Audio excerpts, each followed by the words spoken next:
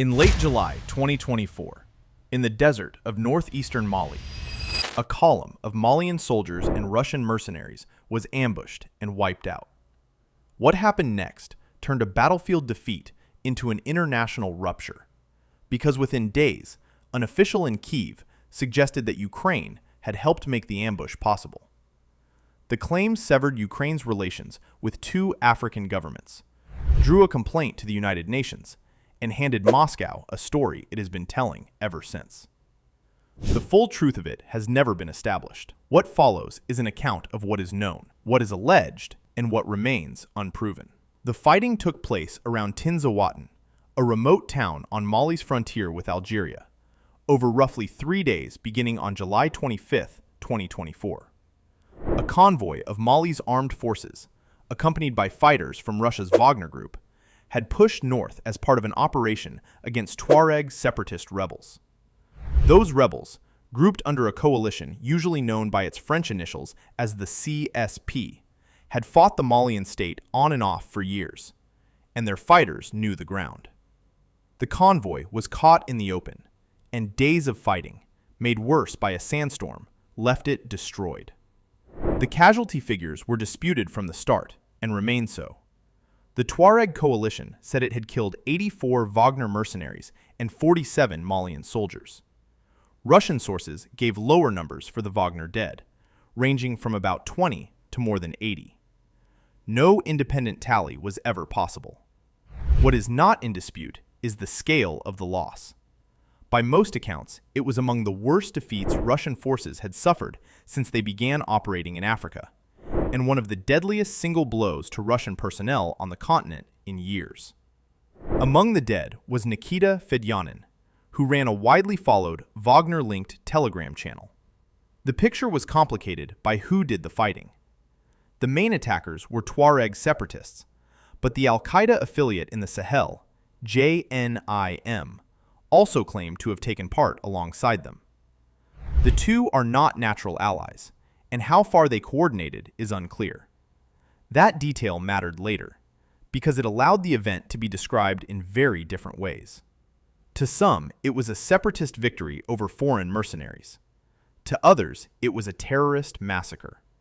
Both framings drew on the same day of violence. The controversy that followed began not with Russia or Mali, but with Ukraine's own military intelligence. On July 29th, Andriy Yusov, a spokesman for Ukraine's Military Intelligence Directorate, appeared on a Ukrainian public broadcast and said the rebels had received the information they needed to carry out a successful operation against what he called Russian war criminals. He did not describe what that information was, and he did not say that Ukrainian officers had planned or directed the attack.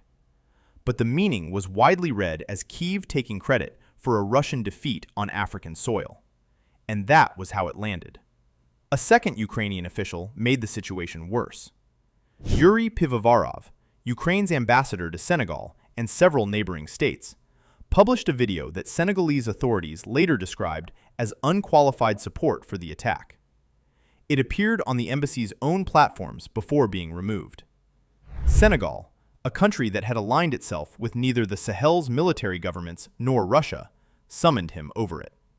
That a neutral government felt compelled to act underscored how far the remarks had traveled. Then came the retreat. By the middle of August, Yusov had walked back his comments, saying he had not been referring to any involvement by Ukrainian intelligence services. Ukraine's foreign ministry rejected the accusation outright. It called Mali's decision to cut ties short-sighted and hasty, said Ukraine adhered to international law and to the territorial integrity of other states, and noted that Ukraine was itself the victim of a full-scale invasion. It also pointed to Ukraine's long record of supporting African independence. In Kyiv's account, the whole affair was a Russian information operation designed to poison Ukraine's relationships across Africa, and Yusov's original remark had been ambiguous and overinterpreted.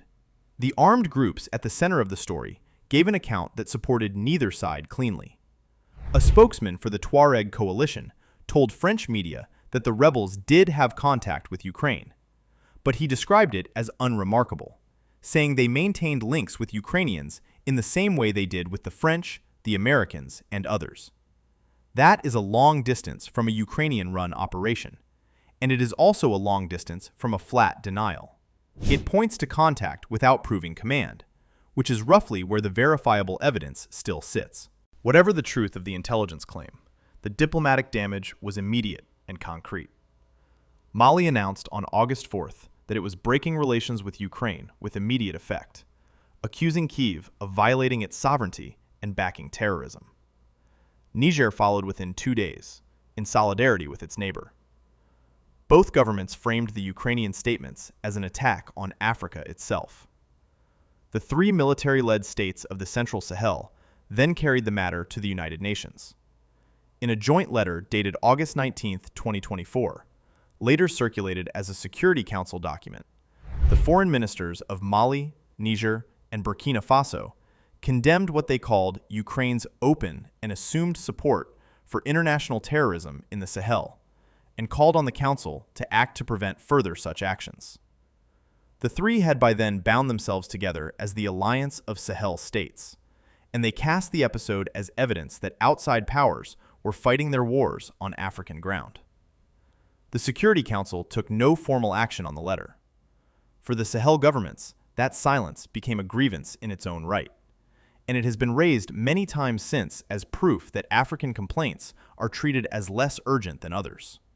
Whether the inaction reflected genuine double standards, the difficulty of verifying a contested intelligence claim, or the ordinary paralysis of a chamber where Russia and Western powers both hold vetoes, is a question that different observers answer very differently. The Council's failure to move is a fact. The reason for it is not settled. Russia has been the loudest amplifier of the accusation throughout, and it is not a disinterested party. The forces destroyed at Tinszawatan were Russian, and Moscow has spent years building influence across the Sahel, first through Wagner, and then through its state-controlled successor, the Africa Corps. A Ukrainian hand in that defeat serves Moscow twice over. It is a real loss to avenge, and it is a useful narrative, one that paints Ukraine as a sponsor of terrorism and casts Russia as the partner that stands by African governments when they are attacked. Since 2024, Russian officials and pro-Russian outlets have stretched the original claim well past anything said at the time. They have described Ukrainian efforts to open what they call a second front against Russia in Africa, extending into Libya as well as Mali. They have said militants were found carrying Ukrainian-supplied drones, and that Ukrainian specialists helped guide strikes. They have accused France of quietly backing Ukrainian activity in the region against a Malian government that had already expelled French troops. These are serious allegations. They also rest largely on Russian and Malian government sources, and on a media ecosystem aligned with Moscow. An independent confirmation of the specifics, the drones, the trainers, the French role, the scale of any network, has not surfaced. They belong in the story as claims by interested parties, not as facts. The way the accusation has spread is itself part of the story. Much of its amplification has run through outlets tied to the Russian state, from established platforms such as RT and the TASS news agency, to newer operations built specifically for African audiences, and from there into a wide field of social media commentary that presents the harshest version as settled truth. In that retelling, Yusov's hedged remark hardens into a confession. The ambiguous contact between the rebels and Kyiv becomes a chain of command, and the Tuareg separatists merge with jihadists into a single Ukrainian-backed enemy. The underlying events are real. The certainty stacked on top of them often is not.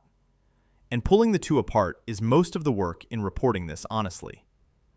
To understand why a European war reached the Sahara at all, it helps to trace how Mali arrived at this point.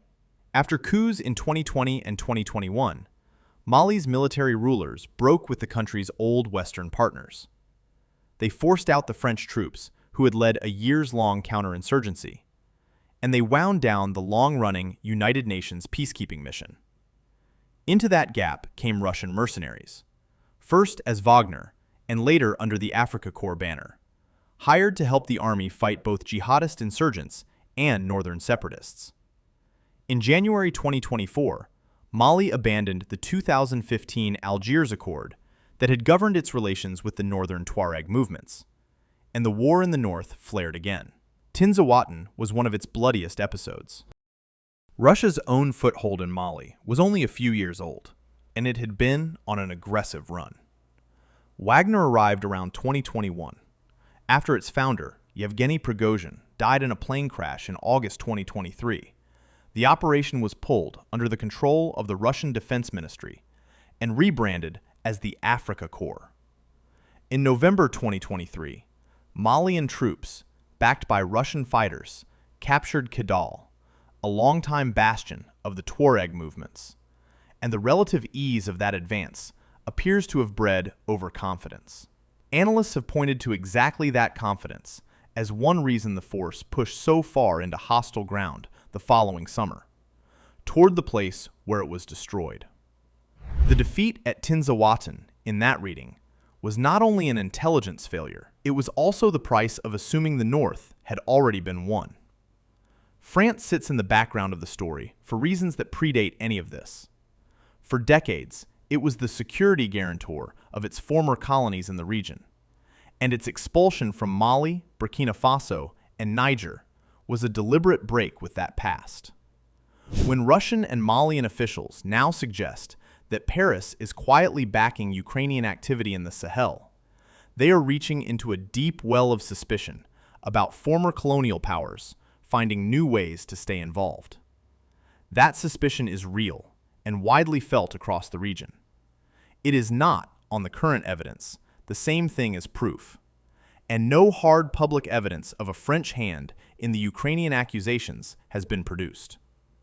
Mali, Niger, and Burkina Faso have since drawn closer to one another and to Moscow, stepping outside the Western security framework that once operated across the region.